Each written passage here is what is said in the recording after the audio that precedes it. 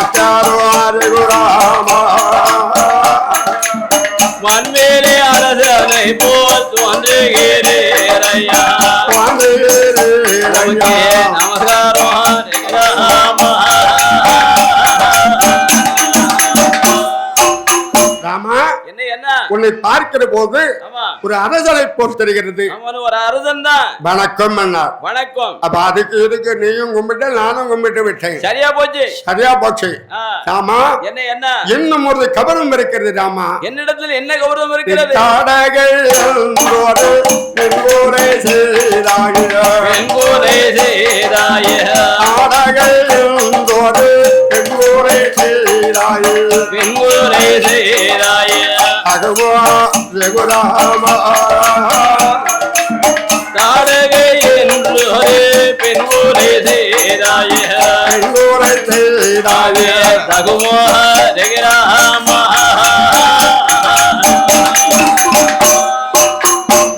எங்க கூட ஒரு பெண்ணை போய் கொண்டுட்டு வந்தாயே ராமா. ஒரு வீரபானா ராமன் சொல்கிறார். என்ன என்ன பரசுரா நானாது அந்நீர் மனைவி தாடகை அகம்பிடித்தவள் அதற்கே தான் கொன்னேன். யாராவது பெற்றவளை விட்டு கொள்வாங்களா?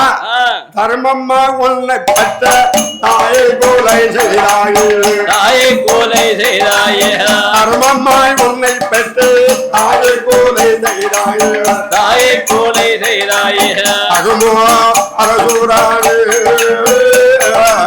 தருமாமாய் உன்னை பெற்ற தாயை கோலை செய்தாயே தாயை கோலை செய்தாயே தகுமோ பரசூராதி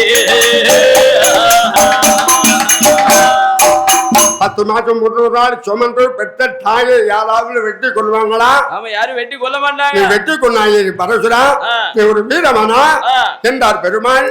அவன் என்ன சொல்கிறான்? என்ன என்ன எங்க அம்மாவை ஏன் இஷ்டம் போல வெட்டி கொள்ளவில்லை? ஏன் இஷ்டப்படி வெட்டி கொள்ளல? எங்க அப்பா சொன்னாங்க, அதனால வெட்டி கொண்டேன். அவன் ஆமன் சொல்கிறார். என்ன தாடகை எனக்கு கூடிய அறைக்கு என்ன இஷ்டம் போல வெட்டி கொள்ளவில்லை? என்ன இஷ்டப்படி நானும் வெட்டி கொள்ளலை. விஸ்வாமித்திர முனிபங்கள் அகம்படித்தவள் தாடகை ஒரு பானத்தினால் கொல்லுனாரு. நான் ஒரு வார்த்தை தட்டாமல் தாடையை கொண்டேன். சரி, அது ஒரு குற்றமா என்றார் பெருமாள். இவன் என்ன சொல்கிறான்? இன்னும் சொல்கிறான். ஆமா, நீ இன்னும் ஒரு வீரன் என்று நீ நினைத்துக் கொள்ளாத. சொத்தவில்லை வளைத்தவனே வளைத்தவனே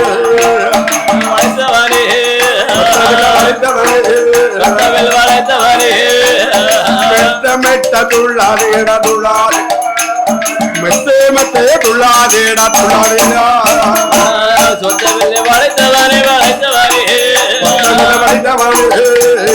மெத்தே மெத்தே கொள்ளாதேடா கொள்ளாதேடா மெத்தே மெத்தே கொள்ளாதேடா கொள்ளாதேடா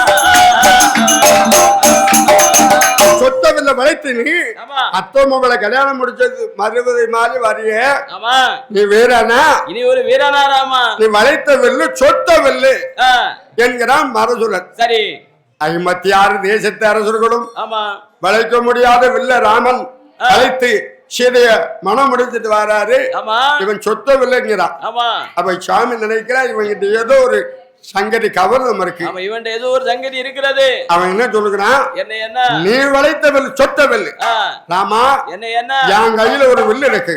ஒரு வில்லு இருக்கிறது. இந்த வில்ல நீ வளைய பார்ப்போம். இந்த வில்ல வளைத்தட்டனா உன்னை குடும்பத்தோடு எல்லாத்தையும் உயிரோடு விட்டுடுவேன். உயிரோடு விட்டுடுவேன், எல்லாரும் அயோத்திக்கு போயிடலாம். இந்த வில்ல வளைக்கல உங்களை எல்லாத்தையும் சேர்த்து தயாரித்துவேன். ஒரு தடவை கூட விட மாட்டேன். ஒரு தடவை கூட விட மாட்டேங்கிறான். ஆணவக்காரன், சரி, அக்கிரமக்காரன். அப்ப சாமி நினைக்கிறா இவங்கிட்ட ஒரு வில்லு இருக்கிறதோ, அந்த வில்லு இருக்கிறது, அதனாலதான் சொல்லிக்கிட்டு இருக்கான். அப்ப இது இந்த வில்லு வந்து விவரம் வேணுமே. கைலாசத்தில் இருசிய மகாமணி வென்ற ஒரு மகாமணி 12 வருட காலம் தவம் இருந்தார். அவர் தவத்திலே வலதுபுறமும் இடதுபுறமும் ஓங்கி வளர்ந்தது மூங்கில் மரம். ஒத்த மூங்கில் மரமா வளர்ந்தது. கண்முடித்து பார்க்கிறார், 2 மூங்கில் தான் வந்திருக்கிறது. 2 மூங்கில் மரம் தான் நம்ம தவறத்துல முளைத்திருக்கிறது. இந்த மூங்கில் வீணாக கூடாது, வீணாக்கிற கூடாது என்று 2 வில்லாக பிறவி செய்து மகாவிஷ்ணு கையில ஒரு வில்லை கொடுத்தார். ஒரு வில்லை கொடுத்தார். சிவபெருமான் கையில ஒரு வில்லை கொடுக்கிறார். ஆமா, 2ம் மைத்துனர் தான் வச்சிருக்காங்க. 2 பேரும் மைத்துனர் வில்ல வைத்திருக்காங்க. நாரதனுக்கு ஒரு நாளைக்கு 1000 பொய் கோல் முடியணும். ஓ 1000 பொய் சொல்லணும். ஒரு பொய் கூட கோல் முடிய இருந்தது வயிறு ஊதிக்கிட்டே போயிடும். ஊதிக்கிட்டே போமா அப்படிதான் போகுது. இங்க பாக்காத நாரதனை போய் பாரு. அப்படியா? அப்ப ஒரு நாள் 2 பொய் கோல் இருக்கு. ஆமா 2 கோல் இருக்கிறது. நேர வைகுண்டத்துக்கு வந்தான். சரி சாமி என்ன உங்க கையில ஒரு வில்லு இருக்கிறதா? ஆமா இருக்கிறது. சிவபெருமான் கையில ஒரு வில்லு இருக்கிறதா? இருக்கிறது. உங்க கையை சொட்ட வில்லாம் அவர் கையை நல்ல வில்லாம் என்னார். அவ சொல்லி விட்டு சொன்ன உடனே அந்த நாராயணனுக்கு கோபங்கள் வந்து விட்டது. அவன் பிச்சாண்டி அறிவு கெட்டவன் இறந்து உண்ணவன். அவனுக்கு என்ன தெரியும்? என்ன நாரதனே அவ வில்ல எடுத்துட்டு யமகிரி பர்வதத்துக்கு வர சொல்லு. பர்வத மலைக்கு வர சொல்லு. வில்லுக்கு வில்லு போட்டு பார்த்துடுவாரு. உடனே போட்டு பார்த்துடணும். அவன் ஒரு கோலம் முடிஞ்சாச்சு நேர கைலாசம் வருகிறார். சரி நாராயணன் வராரு. பாப்பா நாரதனே என்ன வந்த? என்ன சுவாமி அந்த பால்கடல் வைகுண்டத்தில் இருக்கக்கூடிய பரந்தாமன் கையில ஒரு வில்லு இருக்கிறதா? ஒரு வில்லு இருக்கிறது. உங்க கையில ஒரு வில்லு இருக்கிறதா? இருக்கிறது. அவர் கையில இருக்கக்கூடிய வில்லு நல்ல வில்லாம், உங்க கையில இருக்கிறது சொத்த வில்லாம சொத்த வில்லா. அவர் தான் சொன்னாங்க. அப்ப சிவபெருமான் சொன்னாரு என்ன அறிவு கெட்டவன் அவனுக்கு என்ன அறிவு இருக்கும்? அறிவு இருக்குமா? உழைத்து தெல்லாத ஆடு மாய்ச்சி வயிறு பிழைத்தான் மாடு மாய்ச்சி வயிறு பிழைத்தவன் அவன் வில்லு எடுத்துட்டு வர சொல்லு. யமகிரி பருவத்தை வச்சு வில்லுக்கு வில்லு மோதி பார்த்துடுவோம். மோதி பார்த்துடுவோம். உடனே வர சொல்லு. ஐயா அவர் அப்பலே வந்துட்டார். நீங்க தான் போகணும். நீங்க தான் போகணும்னு கோழி முடிஞ்சு போட்டு ஓடி போயிட்டான். இவன் நாரதன் ஓடி விட்டான். சிவபெருமானும் நாராயணனும் வந்தாங்களே. மைத்துனரும் என்ன யாசினியாம என்ன விவரம் கேட்டாங்களா? ஒண்ணு கேட்கல. என்று சிவபெருமான் கோபத்தில் வில்லை ஞானத்தினால் அந்த வில்லு நறுக்கிட்டது. நறுக்கடித்து விட்டது. நாரதன் சொல்வது உண்மைதான். நம்ம கையில இருந்த வில்லு சொத்த வில்லுதான் என்று தூக்கி தூர எழுந்து விட்டு அந்த சிவபெருமான் கோபத்தில் சென்றார். அப்போ பார்த்தார் நாராயண பெருமான். சரி நம்ம மைத்துனரு கோபத்துல போயிட்டாங்க. நம்ம வில்லு இப்ப கையில இருக்கணுமா? இந்த வில்லு நமக்கு வேண்டாம் என்று தேவுகளை அழைத்து தேவுகளே உங்களை காக்க வேண்டும் என்று இந்த வில்லு நீங்க வைத்துக் கொள்ளுங்கள் என்று தேவுகளை அழைத்து கொடுத்தார். தேவுகள் பார்த்தாங்க இந்த வில்ல நம்மளால எதுவும் செய்ய முடியாது, வச்சு பாதுகாக்க முடியாது என்று தவத்தில் சிறந்தவர் சமனாக்கனி. அந்த சமனாக்கனி இடத்தில் கொடுத்தார். அந்த வில்ல தான் பரசுராம் வைத்திருக்கிறான். அந்த வில்ல தான் பரசுராம் வைத்திருக்கிறான். பூமியில தூக்கி இருந்த வில்லு அந்த பூமாதேவிய சமக்க முடியல என்று ஆதிசேடல் பூமியவே நம்மள ஜம முடியல என்று தூக்கி திருப்பாகடல் தூக்கி இருந்தான். எரிந்து விட்டான். அப்படி எரியும் போது கைலாசத்தில் வேதவதி என்ற ஒரு பெண்மணி ஒரு அக்கினியில வேள்வியில பிறந்தவள் அழகிலே சிறந்த பெண்ணாக இருக்கிறாள். அந்த ராவணன் அரக்கன் வரம் வாங்கிட்டு வரும்போது பெண்ணேடு சேற்று கட்டி பிடிக்க சென்றான். அவள் ஓங்கி அக்கினியாக வளர்ந்து விட்டாள். சரி இன்னொரு பிறவில வந்து நான் உன்னை கருவறுப்பேன். ஒரு பெண்ணை தொட்ட வந்ததனால் எந்த ஒரு பெண்ணாக இருந்தாலும் அவள் மனமில்லாமல் தொட்டியானால் எரிந்து சாம்பலாக வேண்டும் என்று சாம்பத்தை கொடுத்து அக்கினியா வளர்ந்து விட்டாள். சரி அந்த அக்கினி எரிந்த போது அவள் ஆத்மா போய் கைலாசத்தில் நிற்கிறது. சரி அந்த ஆத்மாவை பிடித்து அவள் என்ன செய்கிறாள்? குழந்தையாக பிறவை செய்து ஒரு பெட்டகத்தில் அடைத்து அவ சீட்டு எழுதி வைத்து ஓடந்தண்ணில விட்டாங்க. சரி அப்ப ஓடந்தண்ணில் விடும்போது அந்த வில்லும் பெட்டகமும் தேரி மணல்ல முதலை மாநகரத்தில் தேரி மணல்ல வந்து மண்ணுக்குள்ள பொதுங்கி இருக்கிறது. அப்போ சனகர் மன்னனோ சரி குழந்தைக்காக தபம் இருக்கிறான். அந்த தவத்தில் தங்கள் நோக்கால் நகரத்தால் முத்துக்கள் கிடைத்தது. தேரி மணல்ல முத்துக்களை வரைத்து உழவு நடத்தி வரும்போது முன் யார் முகப்பு கொடுமுறை தட்டு வில்லும் பெட்டகமும் மேல வந்ததாம். மேல வந்து விட்டது. அவன் மன்னர்மார்கள் எடுத்துக்கொண்டு நம்ம மகராஜ பூமியில கிடைத்தது என்று கொடுத்தாங்க. சரி அதை பார்க்கிறான். அழகான பெட்டகத்தில் ஒரு குழந்தை இருக்கிறது. அந்த குழந்தைக்குடன் சீட்டு இருக்கு. என்ன என்ன சீட்டு? சீதை பிறகு தென்னிலங்கை அழிய. தென் இலங்கை அழிய என்று சீட்டு இருக்கு. ஆமா. சீதை பிறகு தென் இலங்கை தானே அழிய போகுது. அழிய போகிறது. நம்ம இருப்பதோ முதலே மாநகரம். உலகின்ற கதிர்மனையில் உதிர்த்தெழுந்தார் ஒரு பெட்டகமாது. ஆமா. பெட்டகத்திலே கண்டெடுத்து காட்டி மகளுக்கு சீதை என்று பெயர் வைத்து மகளோடு பிறந்த வில்லுக்கு மாறி திருப்பத வில்லுன்னு வில்லுக்கு பேர் கொடுத்தார். 5 வயது பருவம் சீதாதேவி பண்டெடுத்து கொண்டிருக்கும் போது அடித்து விட்ட பண்டானது வில் முகப்புகளை போய் திருவிட்டு 3000 மல்லர்கள் இருக்காங்க. ஆமா 3000 மல்லர்கள் ஒவ்வொருத்தரா வந்து வில்ல தூக்கி பாக்குறான். யாராலும் வில்ல தூக்க முடியல. யாராலையும் தூக்க முடியல. அல்ல சீதாதேவி 5 வயதில் குடுகுடு ஓடி போய் ஒரு கையால வில்லை தூக்கினால் சரி மறு கையால பண்டை எடுத்து விட்டாள். அப்பா நானே வில்லையும் தூக்கி பண்டை எடுத்துட்டேன்னா அன்னைக்கு கொடுத்தார் ஒரு கட்டளை ஜனகன் மன்னன். 3000 மல்லர்கள் தொற்று தூக்க முடியாத வில்லை சரி என் மகள் சீதாதேவியை தூக்கியதினால் இந்த வில்லை யாரு தொட்டு தூக்கி வளைக்கிறாங்களோ வில் வளைத்த வீரபானுக்கே என் மகளை மாலை முடித்து கொடுப்பேன் என்று 5 வயதில் இட்ட கட்டளை அந்த வில்ல வளைத்து ராமன் செய்தியை திருமணம் முடித்து வாராரு. இவன் சொத்த வில் இருக்கிறான். ராமா அந்த வில்லை வளைத்தாயடா இந்த வில் வாழை பாப்போம்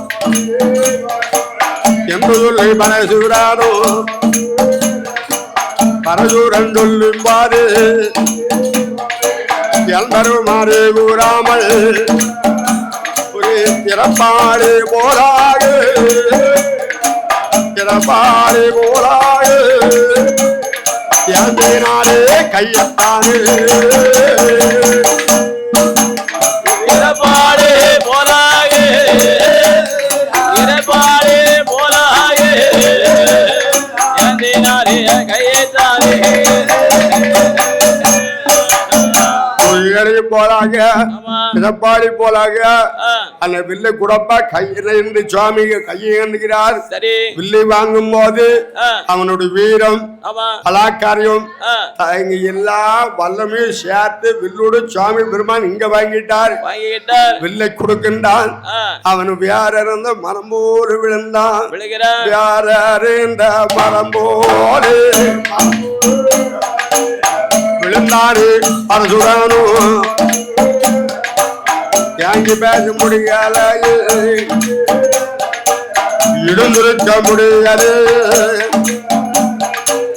உருளுகிறான் பிறழுகிறான் உருளுகிறான் பிறழுகிறான் உலகிழந்தோன் பாதத்தில் உருளுகிறான் பிறழுகிறான்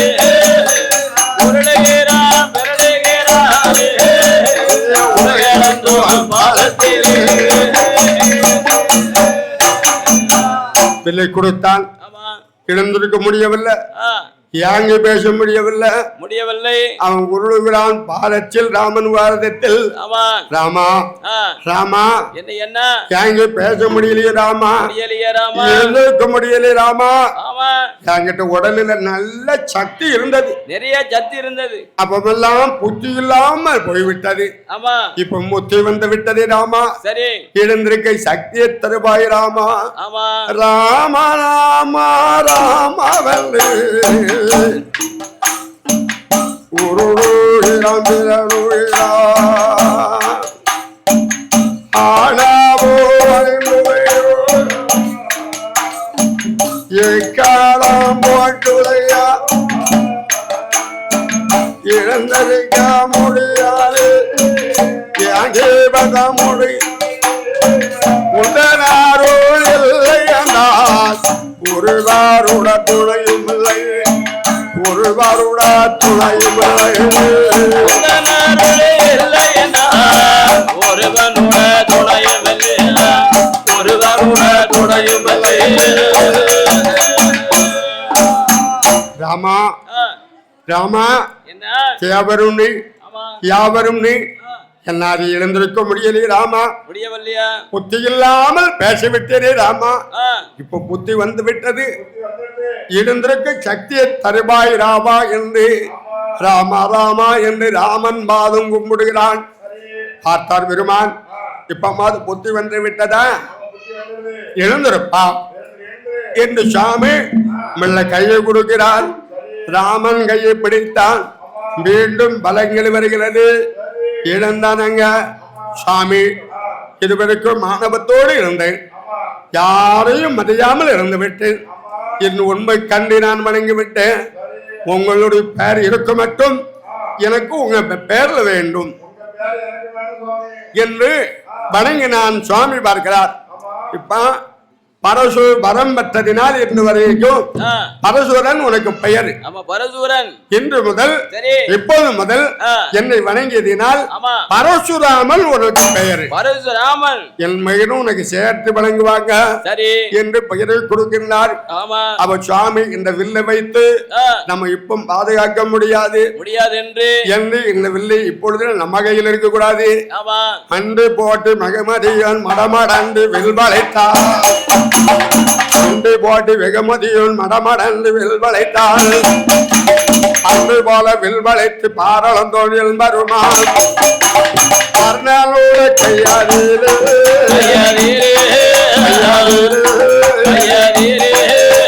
கொடுத்தாங்கார பெருமாளோ கர்ணனோட கையாரீரே கொடுத்தாரே